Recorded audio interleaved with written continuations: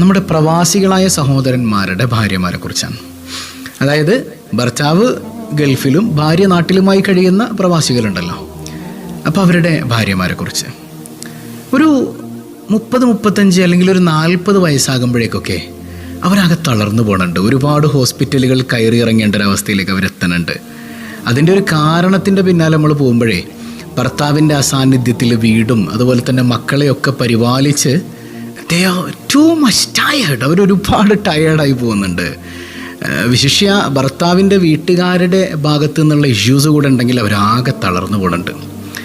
അത് വലിയ അപകടങ്ങളിലേക്ക്, ചിലപ്പോൾ മാനസികമായ തളർച്ചയിലേക്കൊക്കെ അവരെ എത്തിക്കുന്നുണ്ട്. ഭർത്താക്കന്മാരെ, പ്രവാസികളെ ഞാൻ പറയട്ടെ, അവർക്ക് ആരാണ് ഒരു താങ്ങായിട്ടുള്ളത്? നിങ്ങളല്ലാതെ. നിങ്ങളൊരു താങ്ങായി നിന്നില്ലെങ്കിൽ അവരെ ഇമോഷണൽ ഡിസോർഡറുകളിലേക്കും അതുപോലെ തന്നെ സൈക്കോസൊമാറ്റിക് ഡിസീസിലേക്കൊക്കെ ഈ വിഷയം കൊണ്ടുവന്ന് എത്തിക്കും. അവസാനം ക്ലിനിക്കുകൾ ഇങ്ങനെ കയറിയിറങ്ങേണ്ട ഒരവസ്ഥയിലേക്ക് അവരുടെ ജീവിതം വന്നെത്തി നിൽക്കുമെന്നുള്ളതാണ്. അങ്ങനെ എത്തിക്കഴിഞ്ഞാൽ പിന്നെ നമ്മുടെ ജീവിതത്തിൽ എന്ത് സന്തോഷമാണ് ബാക്കി ഉണ്ടാവുക, അല്ലേ? ഒരു ഹൃദ്യമായ ലൈഫിന് വേണ്ടി നമ്മൾ എന്ത് ചെയ്യണം? അവരുടെ സങ്കടങ്ങൾ കേൾക്കാൻ അവർക്കൊരു താങ്ങായി നമ്മളുണ്ട് എന്നുള്ളൊരു ബോധ്യം അവരിൽ ഉണ്ടാക്കിയെടുക്കാൻ കഴിയണം. ഇപ്പോൾ ഒരു എക്സാമ്പിൾ പറയുകയാണെങ്കിൽ, ഇപ്പോൾ പ്രവാസിയായ ഭർത്താവ് ഭാര്യയ്ക്ക് ഫോൺ ചെയ്യാൻ, അവളിങ്ങനെ പരാതിയുടെ ഇങ്ങനെ തുറക്കാണ്, പരാതിയുടെ ഭാണ്ഡക്കെട്ട് ഇങ്ങനെ തുറക്കാണ്. നമ്മൾ പറയും ആകെ ഒരിച്ചിരി നേരമാണ് കിട്ടേണ്ടത്, അതിൻ്റെ ഇടയിൽ അവളുടെ പരാതി കേട്ട് മടുത്ത് മനുഷ്യൻ. നിങ്ങൾ 2-3 തവണ ഇങ്ങനെ പറയുമ്പോൾ അവളുടെ പരാതി പറച്ചിൽ അവൾ നിർത്തിയേക്കാം. പക്ഷേ പിന്നെ ആ പരാതി അവൾ ആരോട് പറയും? അതൊരു ക്വസ്റ്റ്യൻ അല്ലേ? അവളുടെ പരാതി അവൾ ആരോട് പറയും? ഈ സ്ത്രീകൾ അവരുടെ പ്രശ്നങ്ങൾ തീർക്കുന്നത് പല രൂപത്തിലാണ്. അതിൽ പ്രധാനപ്പെട്ട ഒന്ന് നമ്മൾ മുമ്പ് പറഞ്ഞിട്ടുണ്ട്. അവൾ അതൊരാളോടെങ്കിലും പറഞ്ഞിട്ടാണ് ആ പ്രശ്നം തീർക്കുക. അവളുടെ ജീവനായ ഭർത്താവ് ഉണ്ടായിരിക്കെ അവളത് ആരോട് പറയാൻ? അതിനേക്കാൾ ഉത്തമനായ ഒരാളെ അവൾ വേറെ എവിടെ കണ്ടെത്താൻ? അപ്പം നിങ്ങളല്ലേ അതിന് സപ്പോർട്ടീവായി നിൽക്കേണ്ടത്. നിങ്ങളാ പ്രയാസങ്ങളൊക്കെ കേട്ട് ആ ബുദ്ധിമുട്ടുകളൊക്കെ മനസ്സിലാക്കി നിങ്ങൾ അവൾക്കുണ്ട് എന്നുള്ളൊരു തോന്നലുണ്ടാക്കി കൊടുത്താൽ എത്ര റാഹത്തായിരിക്കും, ഇല്ലേ? അവരുടെ കൊച്ചു ഫ്രസ്ട്രേഷനുകളൊക്കെ ഇങ്ങനെ പറയുമ്പോൾ അതൊക്കെ കേൾക്കുക. ഞാനുണ്ടടിയൊക്കെ ശരിയാവും, ഞാൻ വേഗം വരും, അല്ലാതെ നിനക്കിത് തന്നെ ഉള്ളൂ പറയാൻ. ഇത്തരം സംസാരങ്ങൾ കൊണ്ട് ആ ജീവിതം തന്നെ തകരാണ്. എനിക്ക് ആരുമില്ല എന്നുള്ളൊരു തോന്നലിലേക്ക് അവരെത്തിച്ചേരുകയാണ് സഹോദരങ്ങളെ. അപ്പോൾ ഒരിക്കലും എൻ്റെ പ്രവാസികളായ സഹോദരന്മാർ, നിങ്ങളൊരിക്കലും അവരോടങ്ങനെ ചെയ്യരുത് കേട്ടോ. തട്ടിക്കയറാൻ എളുപ്പമാണ്, മനസ്സിലാകുന്നുണ്ടോ? തട്ടിക്കയറാനായിട്ട് നിങ്ങൾക്ക് എളുപ്പമാണ്. പക്ഷേ ഈ തട്ടിക്കയറുന്നത് കൊണ്ടുള്ള അപകടം എന്താണെന്നറിയോ? പലരും പറഞ്ഞ ചില വാക്കുകളുണ്ട്. മടുത്തുപോയി ലൈഫ്. ഈ ഒരു സിംഗിൾ പാരൻറ്റിങ്ങിലൂടെ ജീവിതം തന്നെ ആകെ മടുത്തുപോയി. ആർക്ക് വേണ്ടി ജീവിക്കുന്നു? ഭർത്താവ് വല്ല നാട്ടിലും, മക്കൾ മക്കളുടെ പാട് നോക്കി നടക്കുന്നു, ഞാനിവിടെ ഇങ്ങനെ ഒറ്റയ്ക്കിരിക്കുന്നു, എനിക്കാരുണ്ട്?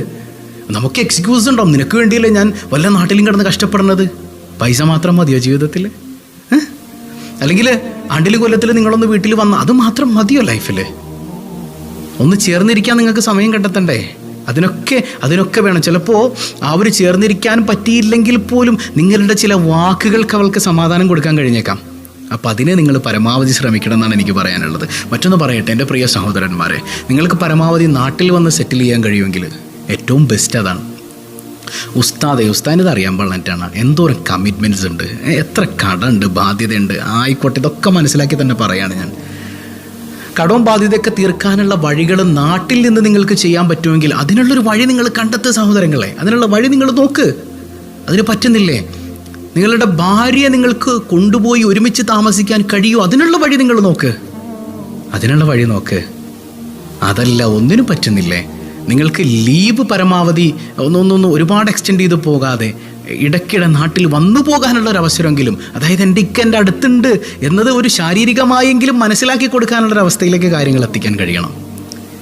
അപ്പോൾ ചിലർ പറയും, ഉസ്താദേ ഞങ്ങളൊക്കെ ചെറിയ വർക്കേഴ്സാണ്, ലേബേഴ്സാണ്, അതുപോലെ തന്നെ ലേബേഴ്സിൻ്റെ റൂമിൽ കഴിയുന്നവരാണ്, ഞങ്ങൾക്കിതൊക്കെ അപ്രായോഗികമാണ്.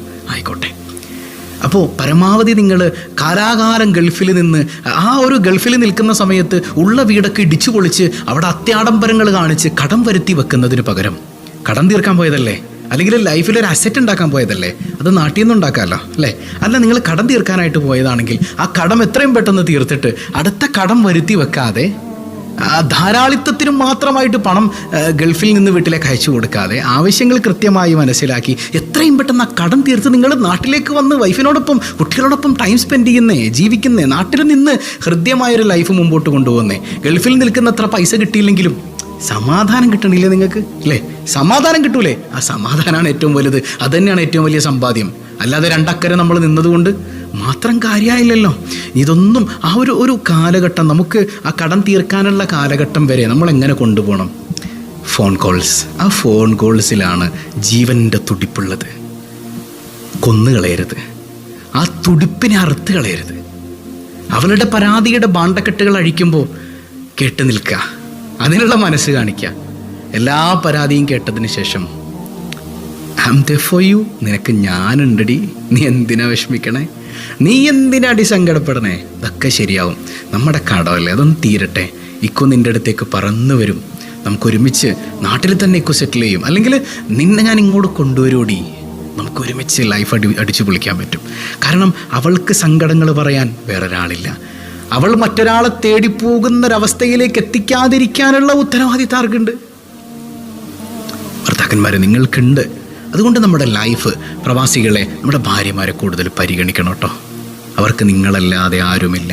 ഭർത്താക്കന്മാരായ നമ്മളല്ലാതെ അവരുടെ സങ്കടം കേൾക്കാൻ ആരുമില്ല. അവരുടെ സങ്കടങ്ങൾ കേൾക്കാൻ, സന്തോഷങ്ങൾ കേൾക്കാൻ, പരസ്പരം ഇണയും തുണയുമായി രണ്ടുപേർക്കും നിൽക്കാൻ. ഭർത്താവ് പ്രവാസിയാണ്, അവനോട് സുഖിക്കുകയല്ല, അവൻ നിങ്ങൾക്ക് വേണ്ടി പണിയെടുക്കാനെന്നുള്ള ബോധം ആർക്കും വേണം, ഭാര്യമാർക്കും വേണം. അപ്പോൾ അവനെയും ഒരുപാട് ഹരാസ് ചെയ്യാതെ, എൻ്റെയൊക്കെ അവിടെ പണിയെടുക്കുന്നത് എനിക്ക് വേണ്ടിയാണ്, എൻ്റെ കുട്ടികൾക്ക് വേണ്ടിയാണെന്നുള്ള ബോധം നമുക്കുണ്ടാകണം.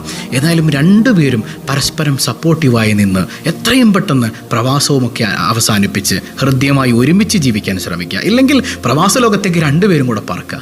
രണ്ടിനും അള്ളാഹു ഏതാണോ ഹൈറ് ആ ഒരു മേഖല അള്ളാഹു എളുപ്പാക്കി തരുമാറാകട്ടെ.